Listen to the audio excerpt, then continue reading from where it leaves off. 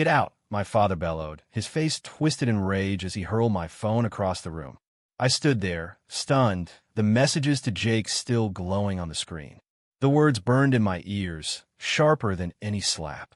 Mom just stared from the kitchen doorway, her lips pressed into a thin line like she was holding back vomit. "We raised you better than this," she whispered, but it came out like a curse. My heart hammered so loud I could barely hear the rain starting outside. I grabbed my backpack from the hall closet, stuffing in whatever clothes were clean, my laptop, and the charger.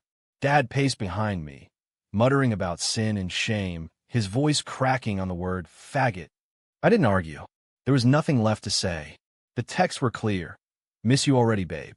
Can't wait for you to visit campus." Jake's heart emoji at the end sealed it. At 19, in our quiet Ohio suburb, that was enough to end everything. I stepped onto the porch, the screen door slamming like a gunshot. Cold air hit my face, mixing with the tears I refused to let fall. My phone buzzed once more, Jake asking if I was okay. I couldn't answer yet. The driveway felt endless under the streetlight as I walked away, suitcase wheels scraping the concrete. No car, no money, just the clothes on my back and the secret I'd hidden for years. How did it come to this? One careless moment scrolling while Dad borrowed my phone to check his email.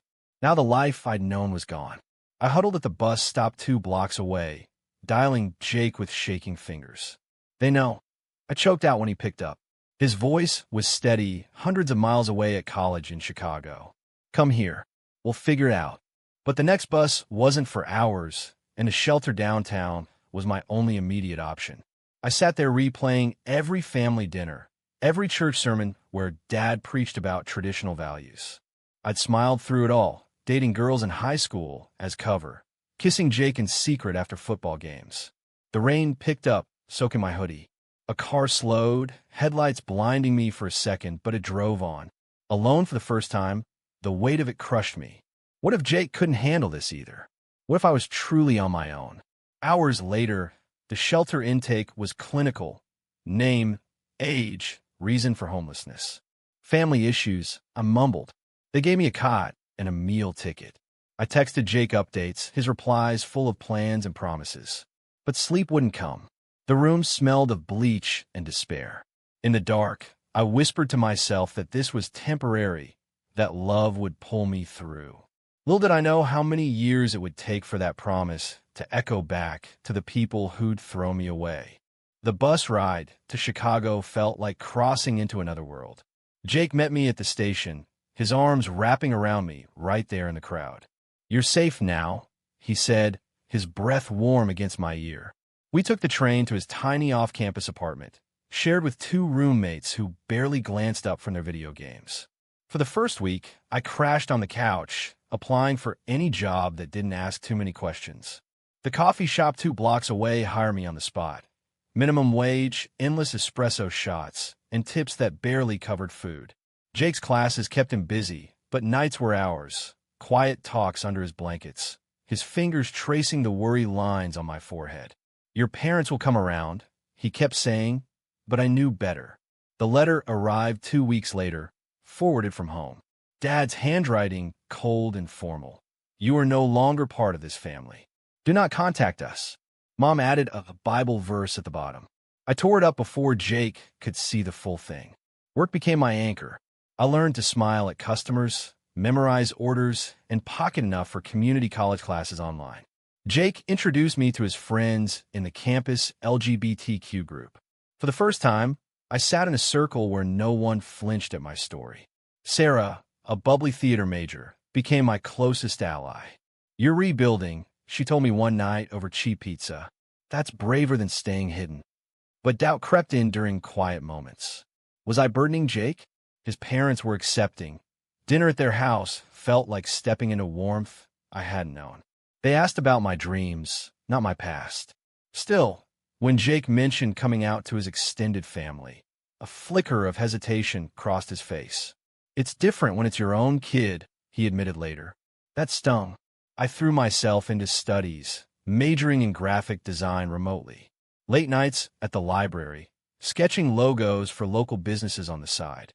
Money started trickling in, enough to rent a studio apartment with Jake after his roommate moved out. Our first real place. We painted the walls blue, hung string lights, and for a few months, it felt like home. Then the misunderstanding hit. Jake's ex from high school texted him out of nowhere, wanted to catch up. I saw the messages on his unlocked phone while he showered. Old photos, inside jokes. "It's nothing," he said when I confronted him. But the trust I'd rebuilt cracked a little.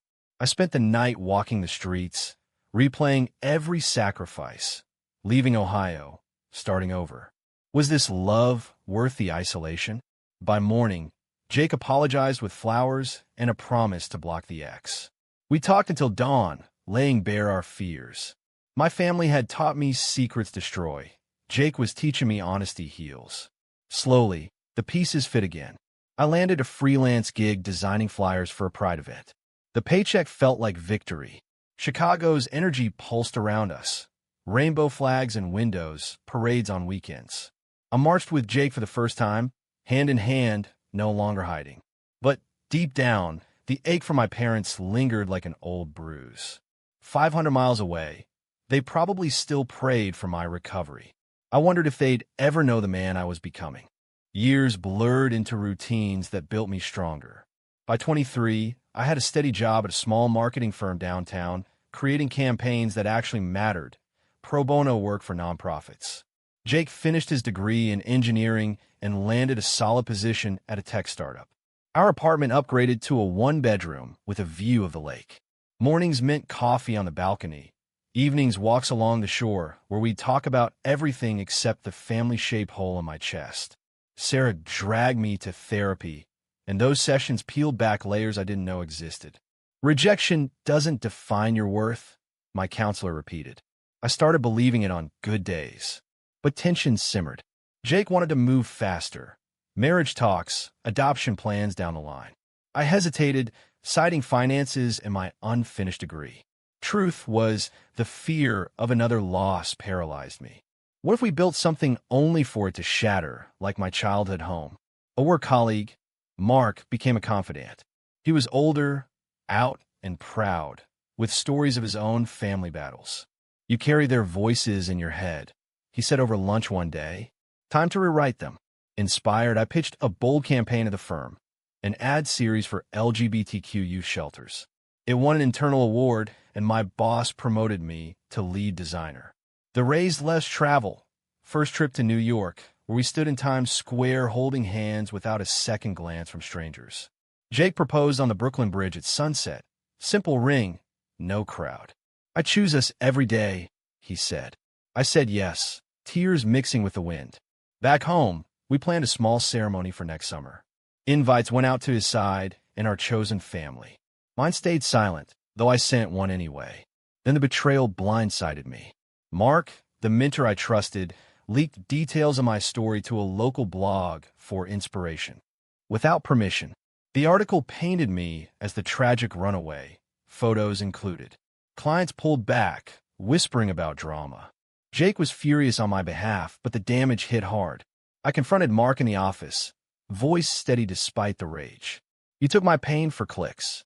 He apologized, but the trust evaporated. I quit the firm that week, freelancing full-time from our kitchen table. The isolation returned, but this time I channeled it into growth. I built a portfolio website showcasing queer stories through design. Orders poured in, wedding invites, event posters, even a book cover for an LGBTQ author. Jake stood by me through the fallout, canceling our big plans to focus on us. "We don't need perfect," he whispered one night.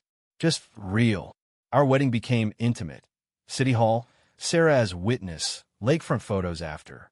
No white dress drama, just jeans and button-downs, laughter echoing off the water. I felt whole for the first time. Yet the unanswered letter to my parents nagged. Had they seen the article? Did they care? Life moved forward anyway. At 25, I launched my own studio, Harper Designs. The first client was a national shelter network. Success tasted sweet, but bittersweet without the people who started my story. Running Harper Designs demanded everything, but it gave back tenfold. By 27, we had a small team, office space in a converted warehouse, and contracts with brands embracing diversity. Jake and I bought a house in the suburbs. Modest yard, room for the dog we adopted. Life settled into a rhythm of deadlines and date nights. The inner storms quieted. Therapy became maintenance, not crisis. But old wounds reopened when my sister, Emily, texted out of the blue. "Mom's sick. Cancer. She won't say it, but she asks about you sometimes." The message sat on my phone for days. Jake urged me to respond. This could be closure. I drove to Ohio alone that weekend, heart in my throat. The house looked smaller, paint faded. Dad answered the door, older, grayer. "What do you want?" "No hello." Mom was upstairs, weak but sharp-eyed. We talked awkwardly, whether my job, nothing real. She mentioned church prayers for my struggle. I left without hugging them. The visit a reminder of unchanged walls. Back in Chicago, work exploded. A viral campaign I designed for a major Pride initiative caught national attention. Interviews followed, my face on business podcasts. From homeless to CEO, one headline read, "Jake celebrated with champagne, but I felt exposed." Then the twist, Dad called months later. "We saw you on TV. Your mother. She's proud in her way." His voice cracked, the first softness in 8 years. I didn't push. Instead, I sent medical bills covered anonymously through a foundation. No strings. Emily kept me updated. Mom's treatment progressed. Meanwhile, Jake and I faced our own crossroads. A job offer in San Francisco tempted him, better pay, but it meant uprooting. We argued for weeks, misunderstandings piling up like before. "You're always choosing safety over us," he accused one night. I countered with fears of losing stability. We almost broke, sleeping in separate rooms. Sarah mediated over video, reminding us of the foundation we'd built. Compromise won. Jake took the role remotely part-time. We visited the city together, walking the hills, reaffirming vows under the Golden Gate. Success at the studio peaked with a partnership offer from a Fortune 500 company. I accepted on my terms, diversity clause included. The team grew to 12, revenue doubled. At 29, I spoke at a conference, sharing my journey without bitterness. Jake watched from the front row, ring glinting. Life felt earned, yet the family silence lingered. Emily's wedding invitation arrived next, neutral ground. "Please come," she wrote. I RSVP'd yes, Jake by my side. The drive back to Ohio felt different this time. Not escape, but return on my terms. Emily's wedding unfolded in the same church where I'd once hidden. Dad walked her down the aisle, Mom beaming from the front pew despite lingering fatigue. Jake and I sat in the back, hands linked openly. Whispers rippled through relatives, but no one confronted us. At the reception, Dad approached during the father-daughter dance break. "Your designs. Impressive," he muttered, eyes on the floor. It was the closest to praise I'd heard. Mom hugged me briefly after cake, her grip weak, but real. "We were wrong about some things," she admitted in a quiet corner. No full apology, but the door cracked open. I didn't press for more. Back home, the studio thrived. We launched a scholarship program for LGBTQ youth in design, named after my shelter days. Applications flooded in. I mentored the first cohort personally. Jake proposed expanding our family, fostering or surrogacy. We started the paperwork, excitement mixing with nerves. Then the real turning point hit. A family emergency, Dad's heart attack. Emily called frantic. I flew out immediately, Jake following. At the hospital, I sat by Dad's bed while machines beeped. "You didn't have to come," he rasped. "But I'm glad."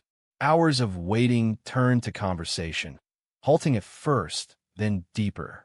He admitted the fear that drove his rage that night years ago. Thought I'd failed as a father. Mom joined, tears flowing freely. "Seeing you succeed, it shames us in the best way." I share my side without accusation, the years of rebuilding. No dramatic reconciliation, just honest words. They met Jake properly for the first time. Awkward handshakes evolving into tentative dinner plans. The choice crystallized for me. Forgive without forgetting. I funded Dad's rehab quietly. Returning to Chicago felt lighter. The studio hit a milestone, acquisition talks with a bigger firm, but I held firm to independence. Jake and I finalized fostering paperwork. Our first placement, a quiet teen named Riley, reminded me of my younger self. We built routines together: homework, pride parades, late-night talks. Riley flourished, calling us dads within months. Life's mosaic completed itself. The past no longer haunted, it informed. At 31, standing on our porch watching Riley play in the yard with Jake, I realized the journey had forged unbreakable strength. The acquisition offer became reality on my terms. Harper Design stayed independent, but scaled nationally. I flew to New York for the signing, Jake and Riley joining for a family trip. Interviews followed, my story now one of resilience. Back in Ohio for Mom's follow-up appointment, the full circle closed. Dad pulled me aside at their kitchen table. We were blind. Your life. It leaves us speechless. Mom nodded, handed me an old photo album. Me as a kid before the secrets. Keep building, she said. No grand redemption scene, just quiet acceptance. We visited more often after that. Holidays blending families. Riley thrived in school, coming out to us first with zero fear. Jake and I renewed our vows quietly on our 10th anniversary, surrounded by chosen and blood family. The studio expanded to mentoring programs across states. Success wasn't about revenge. It was proof that love and truth endure. One evening, watching the sunset from our deck, Dad's words echoed. Speechless. They'd seen the man I'd become, not despite them, but in spite of the pain. The road from that slammed door to this peace had twists, betrayals, and sacrifices, but each step taught me authenticity's power. Jake squeezed my hand. We made it. Riley grinned from the swing. In that moment, the past dissolved into gratitude. The family that once rejected me now witnessed the life I'd claimed. And in their silence, I heard the loudest applause. Looking back on this journey I crafted, the core truth shines through without needing sermons. Rejection from those closest can shatter you, but choosing to rebuild with honesty and compassion rebuilds something unbreakable. Alex didn't seek revenge or demand apologies that might never come fully. He lived fully, letting his growth speak. Families evolve, sometimes slowly and imperfectly, when confronted by undeniable success rooted in love. The lesson lingers like an open window. Hide less, forgive wisely, and let your authentic path force the world to catch up. No one's story ends at the slammed door. The real ending writes itself in the life you dare to live beyond it.